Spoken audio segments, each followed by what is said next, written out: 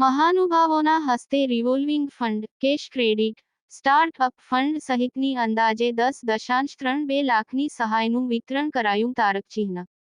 તારક ચિહ્ન રાજકોટ. .06 માર્ચ. તારક ચિહ્ન રાષ્ટ્રીય ગ્રામીણ આજીવિકા મિશન અંતર્ગત ગુજરાત લાઇવલીહુડ પ્રમોશન કંપની લી.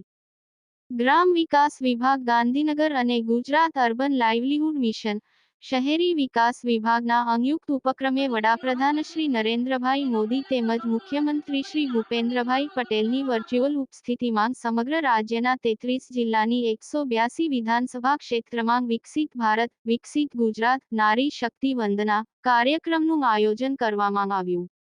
જે અન્વયે રાજકોટ જિલ્લામાં ગોંડલ તાલુકાનો કાર્યક્રમ જૂના માર્કેટિંગ યાર્ડ, ગોંડલ ખાતે યોજાયો હતો. જિલ્લા વિકાસ અધિકારી શ્રી ડો.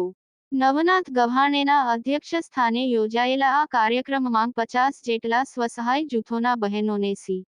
એલ. એફ સ્ટાર્ટઅપ ફંડ રૂ. 3.50 લાખ, 2 જેટલા સ્વસહાય જૂથોના બહેનોને સી.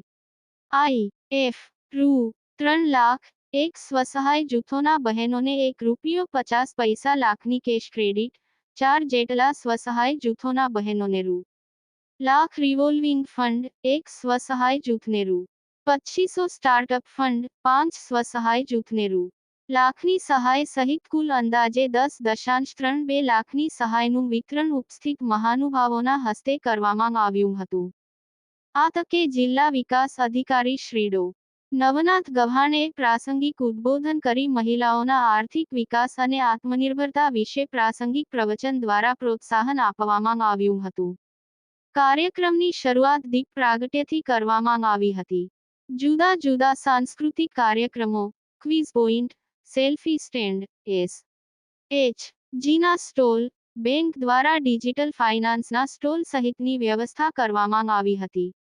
કાર્યક્રમના અંતે શ્રી ચીફ ઓફિસર અશ્વિનભાઈ વ્યાસ દ્વારા આભારવિધિ તથા અભિવાદન કરવામાં આવ્યું હતું. આ કાર્યક્રમમાં ધારાસભ્ય શ્રીમતી ગીતાબા જાડેજા, ગોંડલ તાલુકા પ્રમુખ શ્રી હિનાબેન ઢોલરિયા, ગોંડલ તાલુકા ઉપપ્રમુખ શ્રી ચિરાગભાઈ ગોલ, નગરપાલિકા પ્રમુખ શ્રી મનીષભાઈ ચનિયારા, અગ્રણી શ્રી અલ્પેશભાઈ ઢોલરિયા, શ્રી ધવલભાઈ દવે, શ્રી પ્રફુલભાઈ ટોળિયા સહિતના પદાધિકારીઓ, હોદ્દેદારશ્રીઓ, પ્રાંત અધિકારી શ્રી રાહુલભાઈ ગમારા સહિત સંબંધિત વિભાગના અધિકારીઓ, કર્મચારીઓ તથા બહેનો બહોળી સંખ્યામાં ઉપસ્થિત રહ્યા હતા.